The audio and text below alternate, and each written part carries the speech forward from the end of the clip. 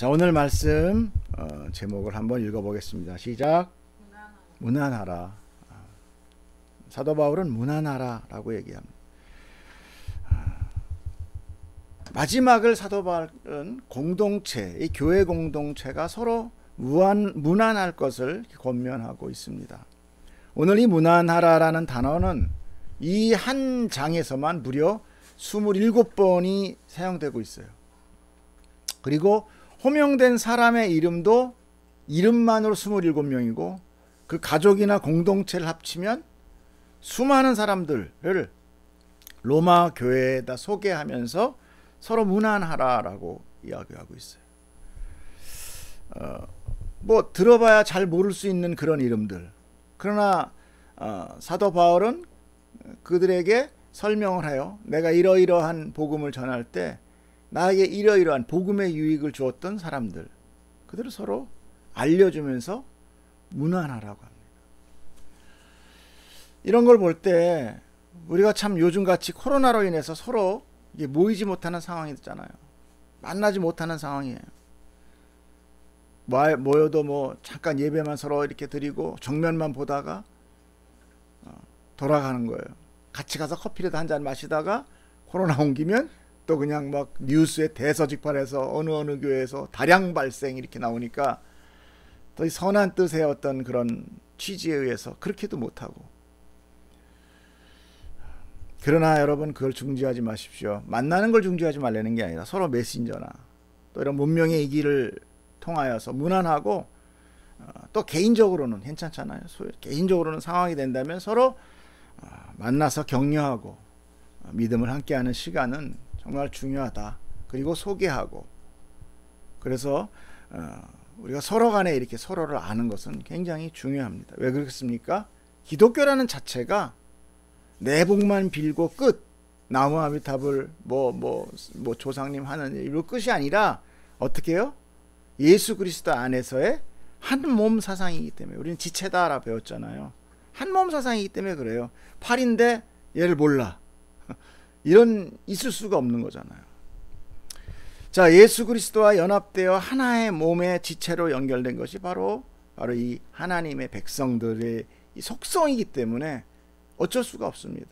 그래서 저는 가끔씩 뉴스를 보면서 안타까움 같지만 좀 더 무리하지 않고 다른 어떤 지혜롭게 우리가 할 수 있지 않는가 이런 생각을 해보고, 또 제가 처음에도 제가 말씀드렸지만 오히려 이런 코로나라는 상황, 이런 극렬한 상황 속에서 서로 이렇게 지금 만나지 못하고 우리가 옛날에 들었던 어떤 종교적인 습관들 있잖아요. 십자가 앞에서 이렇게 앉아서 예배당 안에 들어가서 하는 그런 예배, 이제는 그게 깨어지지 않았나. 이제는 하나님과 나와의 관계, 내가 하나님께 신성한 마음으로 드릴 수 있는 것. 여러분, 우리는 정말 요즘 그런 것들을, 나에 대한 신앙을 다시 한번 되돌아보는 시기들이 될 겁니다. 저는 그렇게 되는 거라고 봐요. 다는 아니더라도 저는 그렇다고 봅니다. 하나님께서 이렇게 역사는 이끌어 가고 계시는 것입니다. 자, 오늘 본문에 쓰인 이 무난이라는 단어는 아스파조마이라는 헬라어 단어인데, 그 의미는 역시 인사하다, 환영하다, 환대하다라는 뜻이에요. 성도의 교제나 교회의 문화는 결국은 뭐에 대한 발현입니까? 이웃사랑이죠.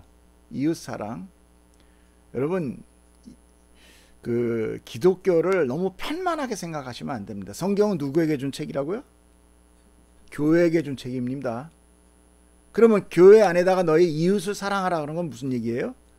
서로 공동체의 사랑을 얘기하는 거예요. 저 안 믿는 사람, 불신자, 하나님을 대적하는 사람 찾아가가지고 설득하고 돈 주고 뭐 물질 주고 공장 지어주고 빵 주고 해서 그냥 예수 한번 이름 부르게 해달라고 뭐 졸르고 사정하는 게 아니에요. 그 이웃사랑이 아니에요. 그거는 여러분, 우리가 생각하는 어떤 그런 표면적인 이웃사랑, 그거 아닙니다. 어느 사람 치고 물건 받고 좋다는 사람이 있어요. 제가 언제 하면 한국의 참 외진 섬에 선교를 갔는데, 저희가 막 아이들을 위해 선교했어요. 옷도 가져서 옷 입히고 다 끝났습니다. 한 이틀 그 연속되는 아이들 사역이 끝났어요. 여름 방학, 여름 선교 학교 이렇게 끝나잖아요. 끝나고 이제 우리가 이제 약간 그 리트릿을 갔는데 리트릿에서 산을 올라갔어요. 근데 저 바닷가에 어저께는 우리가 준 옷을 다 입고 있었거든요. 근데 오늘 그날 보니까 다 다른 걸 입고 있는 거야. 그 다음날 보니까 또 다른 걸 입고 있어. 그러니까 그 수많은 이제 이거 뭐죠? 이 전도 단체들이 오잖아요. 뭐 교회도 오고 불교도 오고 뭐 다 올 거 아니에요. 다 맞는 거야. 그리고 막 아이들은 춤추고 뭘 알아요, 애들이. 뭐 맛있는 거 주고 옷 주고 뭐 선물 받아오면 좋아하는 거죠. 그런 식은 아니다라는 거죠. 그런 우리의 어떤 그런 이웃사랑, 그걸로 우리가 이웃사랑 다 했다, 그런 의미가 아닌 거예요. 그러므로 우리가 이웃사랑은 이웃 간의 어떤 친밀함을 갖고 또 무슨 헌신이나 봉사를 강조한 것이 아니라 하나님을 사랑하는 그것이 바로 이 이웃사랑을 통해서 실천되게 된다라는 것을 의미하는 거거든요, 교회 안에서. 그러면서 예수님이 뭐라고 하셨습니까? 너희가 보이는 너의 이웃도 사랑하지 못하면서 보이지 않는 하나님을 무슨 사랑한다고, 얘도 뻥치지 마라 이렇게 했잖아요. 우리의 마음을 치부하신 거죠. 자, 그러므로 우리가 실천할 수 있는 수준이 뭐예요? 그나마 실천할 수 있는 것은 이웃 사랑할 수 있는 것, 보이는 옆에 있는 형제 자매 사랑하는 것, 이것이 우리의 수준인 거예요. 하나님은 그 수준을 통해서 너희들이 그렇게 이웃이라도 사랑하면 그 나 사랑한 걸로 쳐줄게, 이렇게 한 게 10계명이에요. 앞에 5계명까지가 뭐였어요? 하나님 사랑. 나머지 5계명이 뭡니까? 이웃 사랑. 그죠? 사랑 간의 사랑. 그러니까 이 위의 세 계명은 아예 못 지킬 거를 아신 거예요. 그 아래 계명은 그래서 주신 거거든요. 너희가 너희들끼리 사랑하면 그냥 나 사랑한 걸로 쳐줄게, 이거예요. 하나님의 사랑, 진짜 사랑이에요. 그럼에도 불구하고 우리는 내 자신밖에 모르잖아요. 쟨 또 왜 저래 이러면서. 근데 어떤 이는 뭐예요? 또 자기 자신마저도 사랑하지 못하죠. 그래서 어떻게 해요? 난 미워, 난 있어야 되지 않을 존재야 이러면서 자살하지만, 사실 이 자살이라는 개념은요, 자세히 들여다보면 그것도 자기애예요. 자기를 위해서 자기의 목숨까지도 끊을 수 있는 게 그게 인간입니다. 그만큼 독해요. 하나님을 이겨먹는다니까요. 자, 1절에 보면은요, 겐그레아라는 지명이 나오는데, 이 겐그레아라는 지명을 나온 거를 보면은 이 지금 사도 바울이 그 모로마서를 쓰고 있는 지역이 바로 겐그리아다라는 것을 알 수가 있고, 거기에 그 지역은 고린도에 속해 있는 도시거든요. 사도 바울은 여기에서 브리스길라, 유명한 브리스길라와 아굴라 부부를 만나요. 고린도 교회를 그래서 그 가정에서 세우게 되죠. 그러니까 지금의 교회에 무슨 이렇게 갑자기 무슨 건물이 섰다는 게 아니라 그 가정이 교회가 됐다라는 거예요. 그리고 거기에서 이제 복음이 편파되면서 이제 겐그리아 교회를 또 세우게 되죠. 제일 먼저 사도는 겐그리아 교회의 일꾼 베베라는 여인을 추천합니다. 사도 바울의 추천을 받을 정도면 어땠습니까? 믿음이 좋은 여인일 거예요. 자, 그를 자매라고 불러요. 우리도 자매 하죠. 근데 그 자매의 그 호명이 그냥 호명이 아니라 역시 그리스도의 한몸 사상에서 나타난 사도의 그 하나됨을 이야기하는 거고, 그 친밀감을 우리는 지금 사도 바울은 이야기하고 있는 거예요. 사도 바울은 베베가 누구냐, 그 정체성에 대해서 자기의 보호자라고 고백을 해요. 바울이 선교 여행을 할 때 신실한 조력자며 많은 후원을 아끼지 않았을 것을 우리는 짐작할 수 있어요. 그러니까 보호자죠. 우리가 병원 같은 데 들어가면 어때요? 병원비 내주는 사람이 보호자입니다. 예. 힘센 사람 보호자 아니고, 잘생긴 사람 보호자 아니고, 부자가 보호자가 아니라 내 병원비를 대주는 사람이 보호자예요. 그러니까 사도 바울의 모든 선교 사역을 뒤에서 온 정성을 다하여, 온 힘을 다하여 후원했을 것이다. 자, 그 다음에 언급되는 사람은 동역자라고 얘기합니다. 동역자는 뭡니까? 후원자는 또 다르죠. 자기와 동등한 사역을 나눠서 하는, 서로 돕고 하는 그런 동역자죠. 그를 브리스가와 아굴라예요. 자, 브리스가는 앞서서 말씀드렸던 브리스길라와 같은 사람이에요. 사도행전에서는 브리스길라라고 이게 호명하고 있습니다. 그녀는 아굴라라는 사람의 아내예요. 그런데 그 당시 여자를 좀 천시 여기잖아요. 그런 사회에서 이렇게 아내의 이름이 먼저 나온 거는 그 여인의 믿음과 신앙이 더 돋보여 있다는 것을 우리는 짐작할 수 있는 거죠. 자, 그녀는요 로마의 귀족 출신이었어요. 그녀가 아굴라라는 유대인을 만나서 이제 혼인을 하게 되고, 물론 그들은 로마에서 처음에 살게 됐습니다. 그런데 로마 황제 글라우디오라는 황제가 로마에 있는 유대인들에 대해서 전부 추방하는 명령을 내리게 돼요.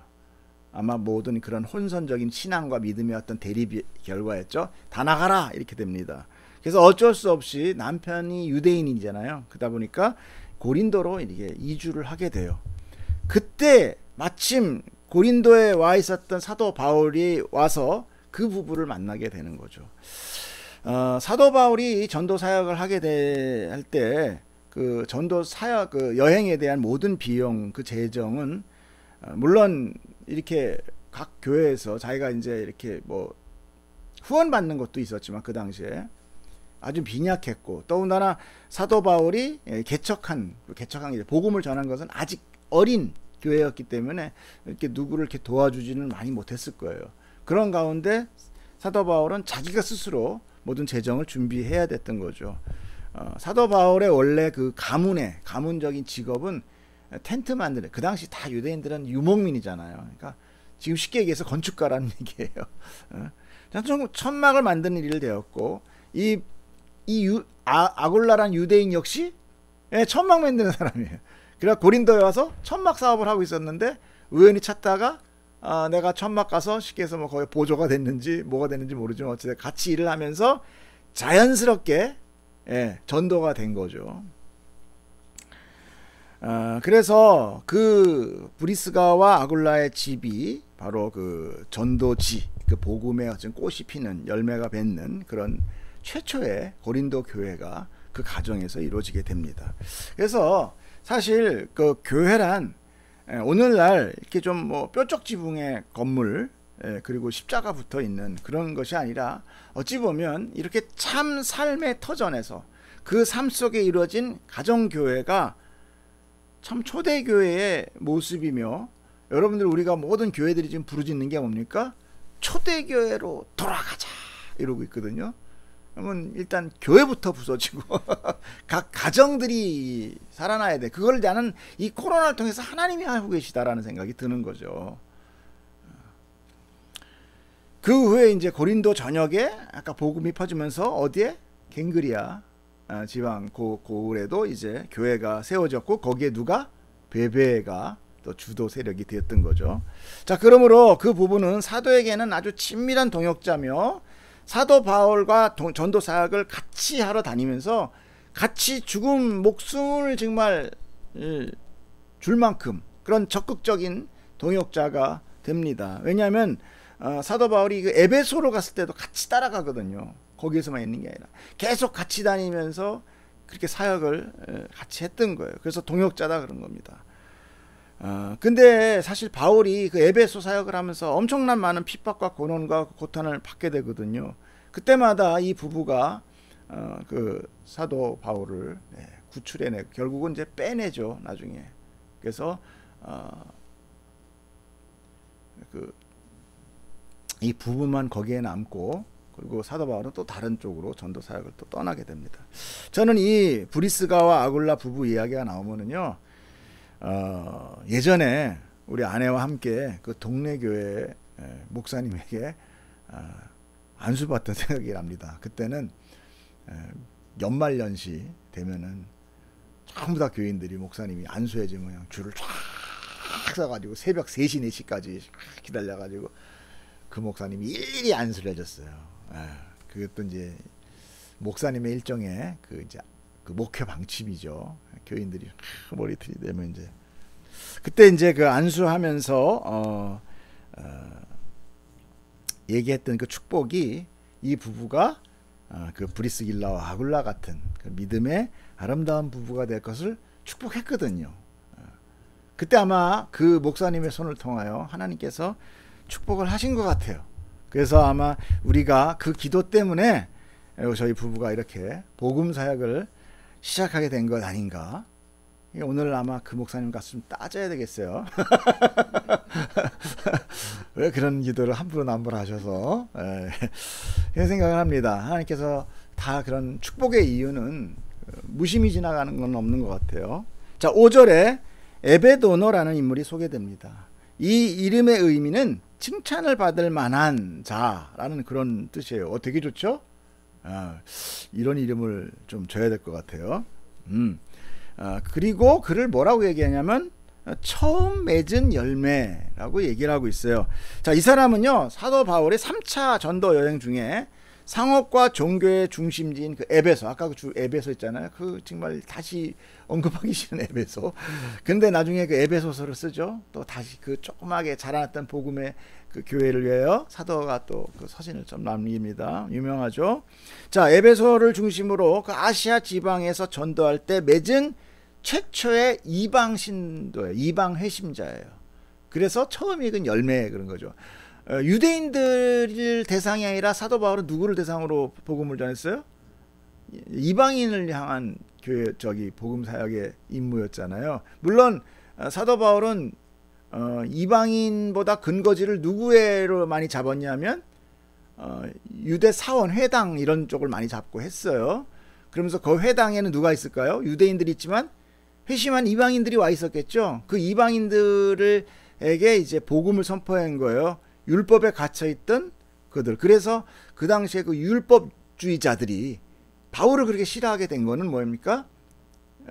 쉽게 얘기해서 뭐 요즘 많이 얘기나 유튜브에도 보니까 뭐 11조 내지 뭐 이런 얘기 나오잖아요. 그런 거에 자극이 되잖아요. 뭐 교회 예배나 안 와도 돼. 뭐 이런. 사실 위험한 얘기예요. 그게 내용을 알면 자유하게 되는 겁니다. 자연스럽게 내용을 알고 자유스럽게 돼야지 진리를 모른 채 떨어지는 것은 그건 자유함이 아니라 그건 뭐 중구난방이 돼버리는 거죠. 자, 어찌됐건 그런 율법 유대주의자와 그리고 어떤 그 복음의 마찰이 생김으로 인하여 많은 혼선들이 생겨서 사실은 사도 바울이 그런 복음서, 이 로마 이런 각 그 편지들 있지 않습니까? 서신서를 통해서 이렇게 다시 한번 재정비하고 가르쳐주고 있는 것들이 중요해요. 그래서 사실 우리는요, 사복음서 있죠. 예수님의 사역으로 해서 사복음서, 예수님의 부활, 이걸 믿음으로 사실 우리 끝이에요. 나머지 필요 없어요. 그러나 하나님께서 우리에게 뭐를 주셨습니까? 신앙생활이라는 기간을 허락하신 거잖아요. 어찌됐건 믿고 하나님 믿었으면, 예수님 믿고 부활 믿었으면 딱 바로 죽고 바로 부활해서 가면 이 고생 안 해도 되잖아요. 어차피 뭐 진리 뭐 다 성령님이 하실 건데 뭐. 근데 우리가 그 신앙생활을 통해서 이렇게 우리가 하나님께서 남겨주신 건 분명한 이유가 있거든요.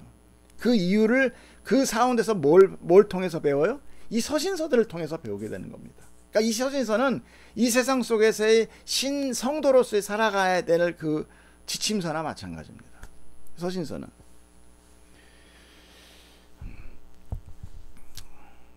자, 그가 자연스럽게 이제 브리스가와 아굴라의 가정교회에 이제 그 속하게 되면서 일도 배우고 그리고 에베소에서 로마까지 복음의 동역자로 함께 하게 돼요. 이 사람이 아까 누구? 에베도노라는 사람이. 그래서 그의 열심히 사도 바울로 하여금 그에게 갖는 특별한 애정을 이제 갖게 됩니다. 자, 이제 마지막 6절에 마리아라는 이름이 나오죠. 우린 성경하면 마리아입니다. 성경에서 여인의 이름 그러면 마리아. 유대 여성 이름인 이 마리아는 신약 성경에서 예수님 근처에 나타난 여인들의 이름으로 많이 기록되고 있어요. 그 여인들은 한결같이 신앙이 훌륭한 여인들이었고 예수님의 부활을 가장 처음 목격한 자도 이 마리아의 여인들이었습니다. 이 마리아의 헬라어의 그 표기로는요, 마리안이에요. 마리안. 그리고 그 뜻이 높여진 자라는 의미가 있지만 그러나 히브리형으로 바꾸면 뭐가 돼요? 마리암이 됩니다. 마리암의 그 어원은 마라에서 나와요. 마라란 쓰다라는 뜻이에요. 쓰다. 그러니까 모세가 그 유대인들, 히브리인들을 출애굽한 후에 광야로 나갔는데 제일 먼저 다가온 게 뭐예요? 갈증이었어요. 목마름. 그렇게 고생할 때 하나님께서 오아시스를 하나 만나게 해주십니다. 이야, 너무 좋은 거죠. 달려가서 제일 먼저 들이켰죠. 그런데 다 토해낸 거예요. 왜? 엄청 쓴 거예요. 마실 수가 없을 정도로 쓴 거예요. 짜증나요, 안 나요? 배 엄청 고팠는데 라면 하나 탁 끓였는데 거기다가 누가 소금 확 뿌려. 엄청 화가 나는 거예요. 그래서 막 모세한테 왜 저쪽 일로 우리를 광야에다 출애굽하더니 결국은 목말라 죽이게 했다. 이럴 때 모세가 하나님 앞에서 간구를 합니다. 그때 하나님께서 주변에 있는 나무를 하나 가리켜요. 주변에 그냥 나무예요. 쓰러져 있는 나무. 그 나무를 물에다가 던져라. 이렇게 합니다. 그래서 물에다가 나무를 던지니까 그 물이 어떻게 돼요? 단물이 되었다. 여러분, 단물이 되었다 해서 갑자기 꿀물이 되었구나 이렇게 생각하시면 안 되고, 쓴 게 없어졌다. 순수한 생수가 되었다. 이런 거죠. 즉 이 쓰다라는 그 마시지 못하는 물을 우리가 불가능한 이 죄인들을 의미하는 거예요. 그리고 나무는 뭡니까? 예수 그리스도의 십자가의 나무를 뜻하는 거죠. 그 나무가 빠지는 건 뭐예요? 물에 빠져서 죽어요. 우리 물에 빠지는 게 많이 나와요. 물에 빠지는 건 저주예요. 뭐가 나옵니까? 홍수. 다 빠져 죽잖아요. 내가 전부 쓸어 버리리라. 다 빠져 죽죠. 예. 이렇게 물에 빠져 죽는 건 홍수예요. 그리고 우리가 획 했다 다시 탁 태어나는 거 뭐죠? 이렇게 강물 속에 샥 집어넣었다 샥 꺼내는 거. 그 뭐래요? 물의 세례. 물에 빠뜨렸다 죽었다 살아나는 이런 거 하잖아요. 침례도 하고, 그죠? 다 이렇게 물에 빠뜨린 물이라는 거는 저주의 물이거든요. 그래서 나중에 계시록에 보면은 저주에는 새로운 새 창조된 새 예루살렘, 새 하나님의 나라에는 뭐가 없더라? 바다가 없더라. 바다가 없더라. 바다란 뭘 뜻하냐? 저주의 바다 이렇게 뜻하는 거예요. 자, 뭐 그런 건 이제 의미적으로 우리가 품어져 있는 것이고요. 그래서 이 예수 그리스도의 희생으로 새 생명을 얻게 되는 구원의 예표를 이야기하거든요. 그래서 예수님 주변에 뭐가 있어요? 쓴물들이 그렇게 많이 있는 거예요. 왜? 예수로 인하여 단물될 자들, 구원받을 택한 백성들이죠. 그리고 그 마리아는 바로 교회를 의미해요. 왜요? 예수님을 뭐라고 부릅니까? 우리의 신랑 되신 예수님 그러잖아요. 그럼 우리 믿는 사람은 다 아가씨라는 거죠. 마리아, 쓴물 마리아들인 거예요. 그래서 비유에 열처녀 이게 나오잖아요. 열처녀, 그죠? 근데 열처녀가 다섯 처녀는 굉장히 뭘 열심히 했다 그래요? 다 잤다 그래요. 다 잔 거예요. 뭐 한 거 없어요. 근데 이제 나머지 다섯 처녀는 뭐가 없어? 기름이 없어서. 기름은 뭘 뜻해요? 진리가 없어서. 진리가 없어서 뭐 어떻게? 지 행위로 어떻게? 구하러 가죠. 뭔가 열심히 하러 가. 지들이 진리를 채우겠다고. 근데 나머지는 다 다섯 명은 자고 있어. 그냥 졸려서. 근데 신랑이 와서 걔들만 데리고 가네. 걔들만 데리고 가네. 그게 나중에 온 다섯 처녀는 신경질 나는 거죠. 열심히 기름 사갖고 와서 보쳐놨더니 나는 너희들이 누군지 모르겠다 이러니까. 그 얘기도 무슨 얘기입니까? 진리를 모르는 자. 진리를 모르는 자는 그게 늘 행위적으로 불안해요. 자, 저 기름 마를까봐, 어떻게 마를까봐. 자기가 뭔가 행위를 보태야 내가 이만큼 했으니까. 근데 그게 돼요? 안 되죠. 자, 7절에 안드로니고와 유니아라는 사람이 호명됩니다. 사도는 이들을요 내 친척이라고 소개해요. 그럼 사도의 진짜 친척인가? 이걸 골육이라는 의미로 진짜 친척이 아니라 같은 이스라엘 사람이다 이런 의미예요. 같은 이스라엘, 내 골육, 그죠? 내 이스라엘 사람이라는 거예요. 왜냐하면 굳이 다른 이스라엘 사람들도 있는데 왜 이들만 그렇게 부르는 이유가 바로 그 7절 후반에 나타나요. 우리 7절 후반 읽어볼까요? 그들은 하고 시작. 그들은 사도들에게 존중이 여겨지고 또한 나보다 먼저 그리스도 안에 있는 자라. 예, 아멘. 이게 굉장히 중요한 얘기입니다. 즉 이 얘기는 뭐냐면요, 나보다 먼저 그리스도 안에 있었다. 그건 뭡니까? 사도 바울은 언제 그리스도 안에 있었어요? 에? 그 잡으러 가는 길 도중에 예수를 만난 거잖아요. 그러면 그 잡으러 가는 그 그리스도인들은 예수님 안에 있는 자들이었죠. 그 바울은 더 늦게 믿은 거잖아요. 쉽게 얘기해서. 그러니까 먼저 믿은 자들이었다 이거죠. 초대교회 베드로의 그 성령의 임함으로 인하여 막 선포될 때 수많은 사람들이 회심하고 돌아올 때 있었던 초대 초심으로 믿었던 그 이스라엘인이라는 것을 우리가 알 수 있는 거죠. 자, 그래서 바울보다 먼저 예수를 믿었고 그들은요, 그들의 신앙과 믿음도 어떻게 사도들에게 인정받고 있었던 사람들이었다. 사도들은 누구를 얘기하는 겁니까? 12제자, 그죠? 자, 이 말은요, 이방 전도는 사도 바울만 한 게 아니라는 거예요.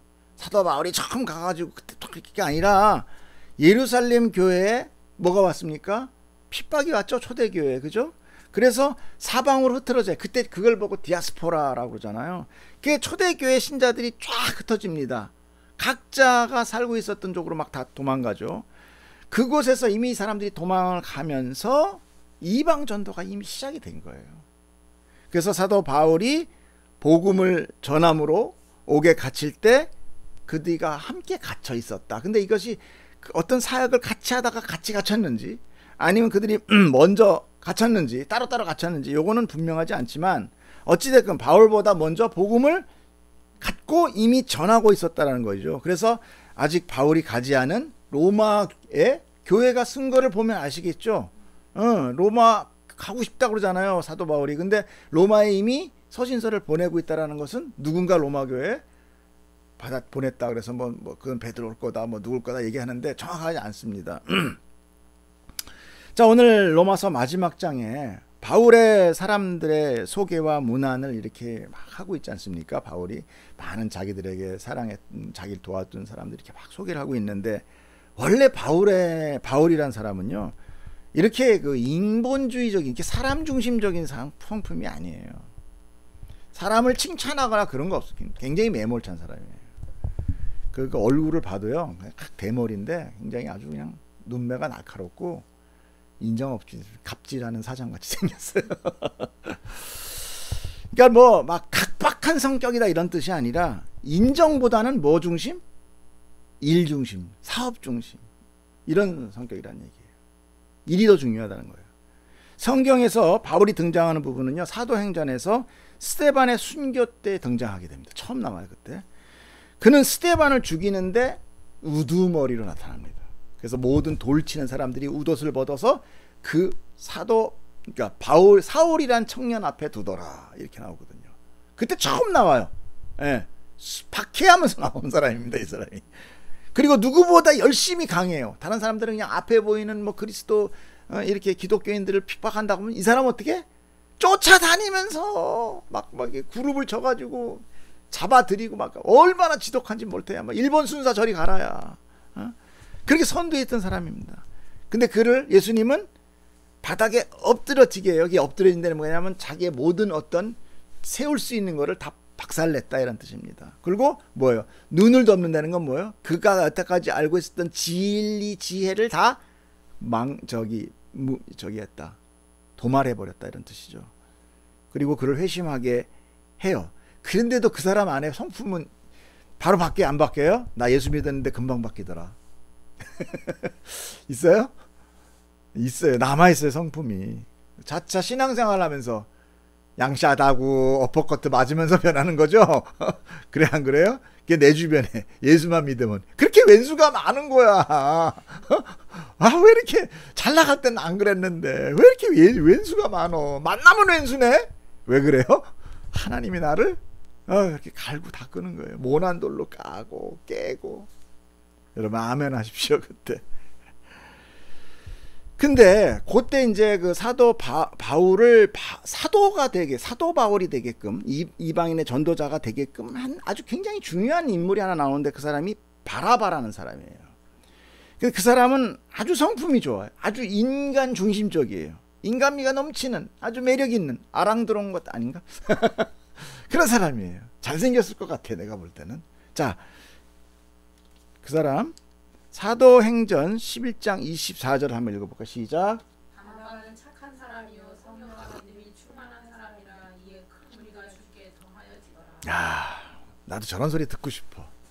김정윤은 착한 사람이요 성령과 믿음이 충만한.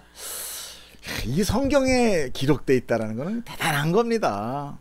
사도 바울이 이렇게 신약 성경에 주된 골격을 지금 이루고 있잖아요. 로마서, 뭐 사도행전은 누가가 기록했지만, 그죠? 저기 합니까? 다 사도의 바울의 어떤 이야기가 나오잖아요. 또 그의 서신서들 다 거의 가다 뭐 베드로서 이런 거 빼고는, 그죠? 요한서 이런 거 빼고는 거의 사도 바울의 이야기가 주된 골격을 하고 있죠. 이게 아마 물론 그 사도 바울만의 독특한 그런 진리에 대한 아주 갈급함, 그 아주 명석한 두뇌, 수제거든요, 수제. 그런 사람도 있지만 그 수제를 광나게 빛나게 멋진 그 반지꼬리에 그냥 탁 빛나는 그 다이아로 꽂게 해준 사람이 바나바거든요. 왜냐하면 그가 예수님을 만났어요. 바울이 예수님을 만나고 회심한 후에 이제 예수님을 믿는 자가 되었잖아요. 그래서 막 예수를 전도를 합니다. 사람들이 안 믿어요. 왜? 조금 전까지만 해도 잡아주기로 하는데 예수를 믿어라 그러면 그분 사기꾼으로 알지. 야, 저거 속임수야 이렇게 생각하지. 뛰어나오겠어요. 그래서 그가 어떻게 되냐면 다시 고향으로 돌아가서 일단 예루살렘 교회에다가 이제 인산시킵니다. 사도들에게. 그리고는 거기서 좀 있다 그냥 어느 순간 그냥 이렇게 사라져요. 그건 사라졌다는 게 아니라 다시 고향으로 들어가서 거의 은둔의 삶을 살아요. 그게 사도 바울이 고향이 다소거든요. 다소라는 지역인데. 근데 안디옥 교회라는 교회가 이제 생겨나요. 이방 교회의 첫 교회로 생겨납니다. 그래서 안디옥 교회에서, 그것도 이제 아까 디아스포라 하면서 생긴 교회거든요. 그 안디옥 교회에서 그 믿는 사람들이 예수 그리스도와 같은 삶을 살아감으로 인하여 그때 성경에서 처음으로 그리스도인이라는 얘기가 호명이 처음 됩니다. 안디옥 교회에서. 그만큼 아주 믿음 좋은 그런 아주 신실한 교회였거든요. 그 교회의 담임 목사가 바나바예요. 근데 얼마나 또 뭐라 그래요? 착한 사람이래요. 그래가지고 막 큰 무리가 더해졌다고 그러잖아요. 근데 이 바나바가 바울의 얘기를 듣고 바울을 막 그 예루살렘 교회 가서 이 바울을 막 이렇게 이 사람 진짜 회심한 사람이라고 보증해 준 사람도 바나바예요. 그러니까 참 이 바울은 뭐 얼마나 지금 든든한 저깁니까? 아주 유명한 지금 아주 한 50만 명 모이는 교회 담임 목사가 이 사람을 막 내가 보증해 막 이러면서 한다는 거죠. 그리고 그가 그렇게 고향에서 은둔하는 거를 답답하고 안타깝게 생각하는, 물론 성령의 안타까움이 있죠. 그래서 찾아갑니다. 안디옥에서 다소까지 대략 길이가 230km예요. 걸어갑니다. 당시 교통수단이 없었기 때문에 페라리 타고 가신 게 아니라 걸어가세요. 요즘같이 누구같이럼 뭐 한 400명 모이면 벤츠 타신다고 그러더라고. 뭐 남의 얘기하자는 건 아니고 어찌됐건 그래. 그 시대적인 점을 감안한다 하면은 그 당시는 거기가 물론 탈 것도 좀 있었겠지만 도보고 험난한 그런 길이고 거기에 산맥이 있어요. 그 넘어가려면은 거기는 뭐 그 당시에 뭐 길을 닦았을 리가 없죠. 걸어간 거예요. 요즘 담임 목사가 부목사 구하러 이렇게 다녔다. 이런 건 없죠. 아무리 유명한 자라도 절대 안 가죠. 아니, 아무리 유명한 자는 절대 안 받죠. 그런데 바나바는 하나님의 일꾼인 바울을 찾아내어서 안디옥 교회로 데려와서 전도사 시킨 게 아니라 겸임 담임 목사를 시킵니다. 이게 참 대단한 사람이에요. 그러니까 바나바라는 사람이.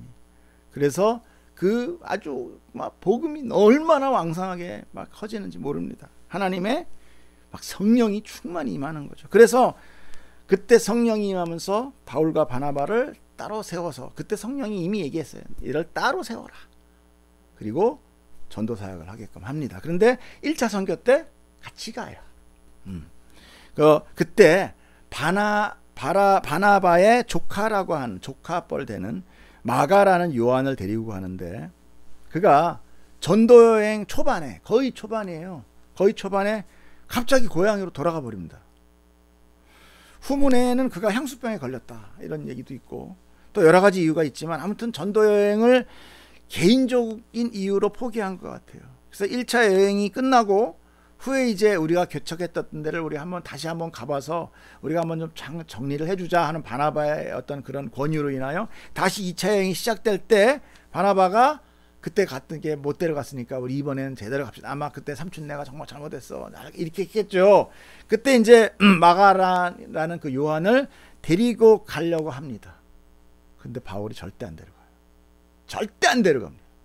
성경에 나와 바울과 바나바가 심히 다투니 이렇게 나옵니다. 그리고 둘이가 왼수가 돼버려. 이 얘기는 제가 하는 거고 안 만나요. 그러고 끝. 야. 성격 좋은 바나바도 삐질 정도면 그죠? 그 착한 바나바가 삐질 정도면 사도 바울이 어느 정도다? 인정머리 없다. 사역에 대해서만 그 사람 눈에 한번 벗어났다. 끝! 그걸로 지독한 사람인 거예요. 그래서 심하게 다투고는 갈라서서 바나바는 마가를 데리고 구브로로 바울은 실라라는 사람을 택해서 수리아와 길리기아로 각자 따로 떠나게 됩니다. 요것도 성령님이 하시는 거예요. 요 유능한 놈들이 둘이서 다 붙어 있으면 이게 복음이 제대로 이게 빨리 안 되잖아요. 떨어뜨려 놓는 거예요. 마가를 통해서.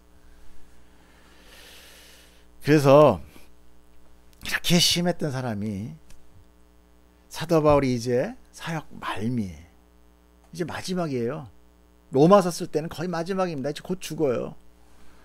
그 단단했던 마음이 이제 부드러워지고 이제는 뭐요? 사람을 이게 얼마나 귀한지를 알게 돼요. 그래서 이 로마에서 옥에 갇힌 후에 자기의 그 친아들, 내가 성령으로 낳은 믿음으로 낳은 아들이라는 그 디모데, 사도 바울은 장가 안 갔습니다. 그 디모데에게 편지를 쓰면서 이런 얘기를 합니다. 시작. 누가만 나와 함께 있느니라. 내가 올 때 마가를 데리고 오라. 그가 나의 일에 유익하리라. 마가를 데리고 와라. 이렇게 얘기합니다. 디모데서는 사도 바울의 제일 마지막에 기록된 서신서예요. 그는 로마의 감옥에 투옥되어 있는 상태입니다. 사도는 이제 자신의 죽음을 목전에 두었다라는 것을 영적으로 직감하게 돼요. 그래서 결연한 마음으로 자기가 복음으로 낳은 아들 디모데에게 자기 안에 모든 마음을 쏟아놓고 있는 편지에 너 이렇게 사역해라 이렇게 해라. 이렇게 그는 이제 단호하고 단단한 그 일중심적인 사람에서 인간중심적인 사람이 되었던 거예요. 우리는 왜 이렇게 교회를 오래 다니면 눈이 싸나와요? 점점 싸나와요. 왜 그렇습니까? 어떤 목사님은 제가 권사님의 눈을 보고 남대문 시장에 있는 달라장수 아줌마인 줄 알았다. 맞아요. 아우 하면은 무서워요. 대장 권사님 눈치 한번 벗어났다. 교회 생활 끝입니다. 교회 옮겨야 돼요. 교회 옮겨야 돼. 왜 그렇습니까? 그는 신앙생활을요 은혜를 알고 은혜로 사는 게 아니라 어떻게 자기의 노력으로 자기의 어떤 신앙의 어떤 그 뭐랄까요 그 체계 율법주의죠 일종이죠. 그것도 종교 그런 걸로 인하여 진짜 이악 물고 한 거죠. 한국 사람들 그런 게 있거든요. 그렇게 했기 때문에 어떻게 돼요? 자기만큼 하지 못한 사람들은 막 그런 거 있죠. 왜 사람이 너무 일 열심히 하면 안 돼. 그러면 자기보다 못하면 막 정이 막 짜증나 그냥 아주 제만 지나가면 저 그냥 막 이렇게 되거든요. 그러니까 농땡이를 많이 펴야 됩니다. 농땡이 많이 피면 그냥 부드러워져요. 그래 이렇게 되죠. 은혜를 먼저 아십시오. 하나님의 은혜가 나에게 얼마나 큰지를 알면 상관없습니다. 사역은 그 이후에 저절로 나오는 거예요. 은혜를 모르는데 사역을 하니까 잠깐 눈이 이렇게 길어지네. 자, 이제 로마서 마지막 부분에 사도는 로마 교회에게 중요한 교훈을 남기면서 이제 끝입니다. 지금 마지막인데요. 제가 17절, 18절, 20절까지 제가 읽어드리겠습니다.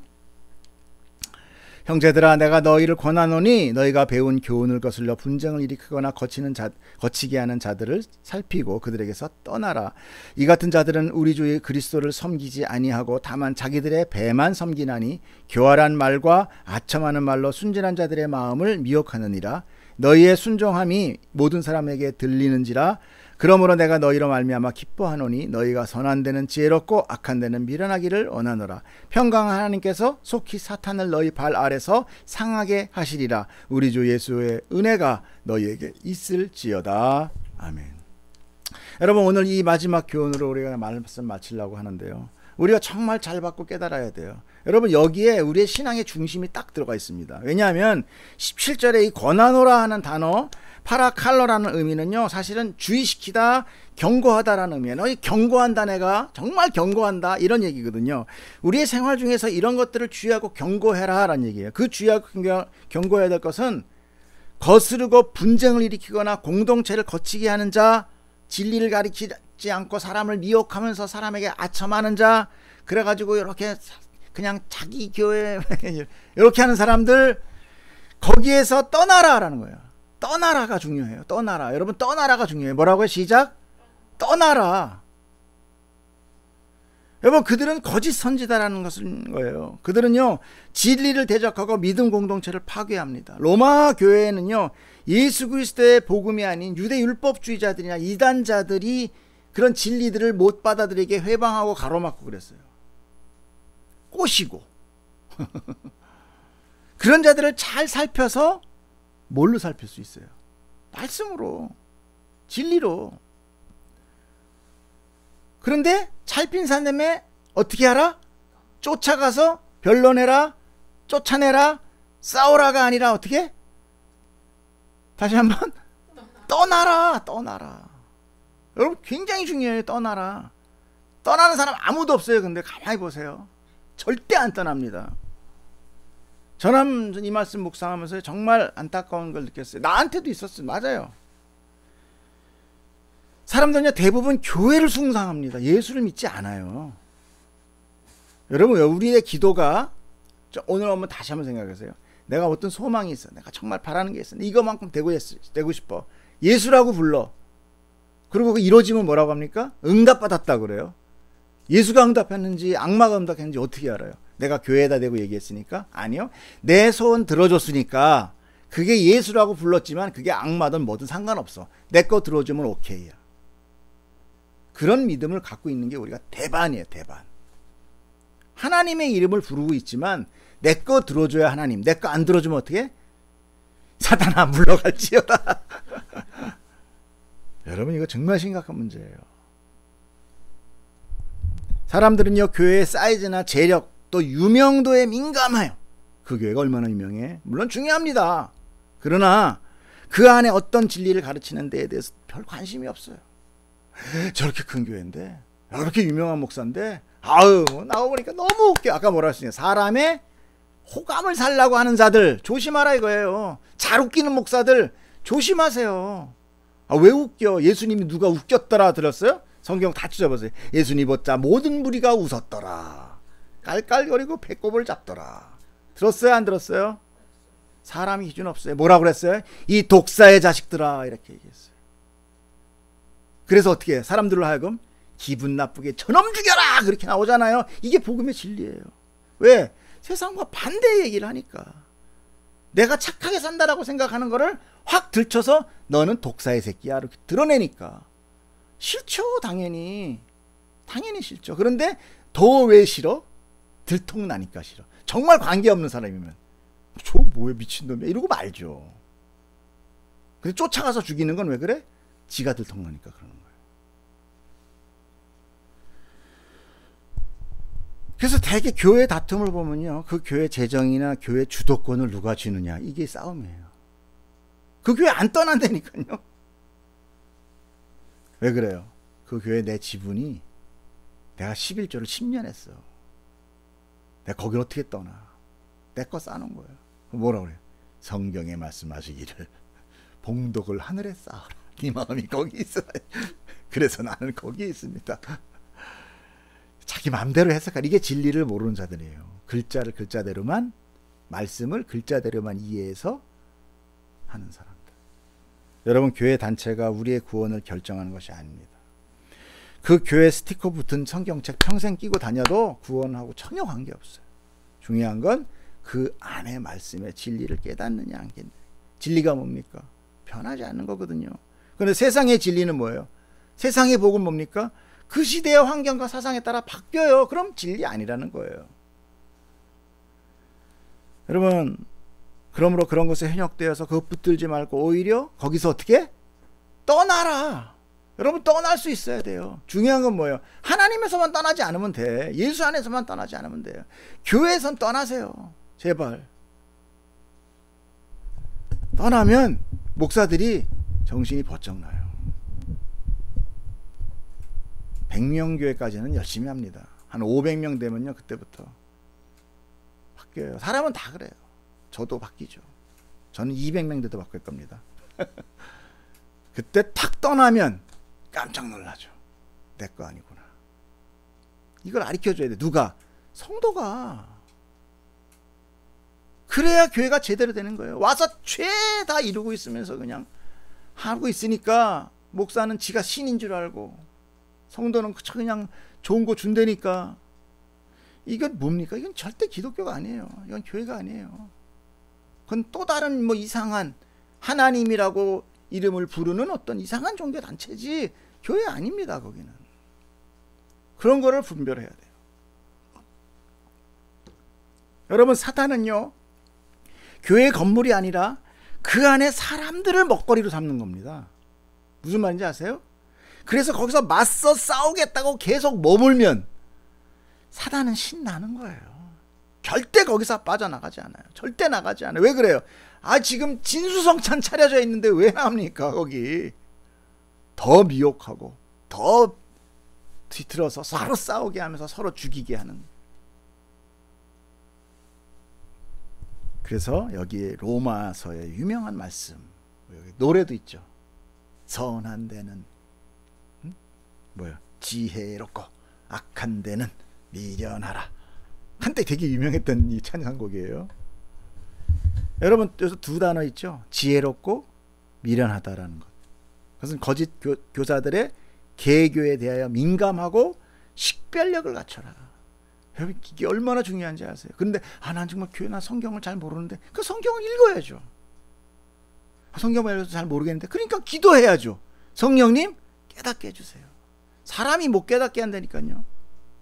그 우리의 기도는 월급 높여주세요. 사업 잘 되게 해주세요. 이거로 그냥 100% 끝.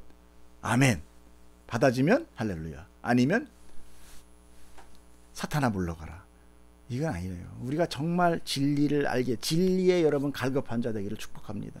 여러분이 정말 예수님을 사랑하고 하나님의 택함을 받은 자라면 여러분, 성령의 요술인 뭐예요? 진리를 갈급하게 돼요. 갈급하는 자는 복이 있나니.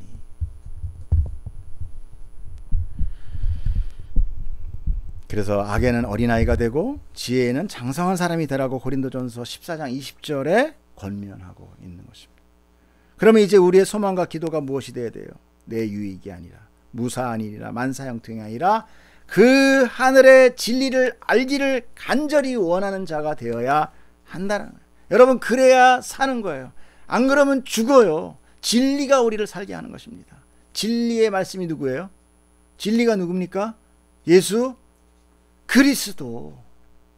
자, 우리 마지막으로 25절부터 마지막 절까지를 한번 읽고 끝내겠습니다. 시작.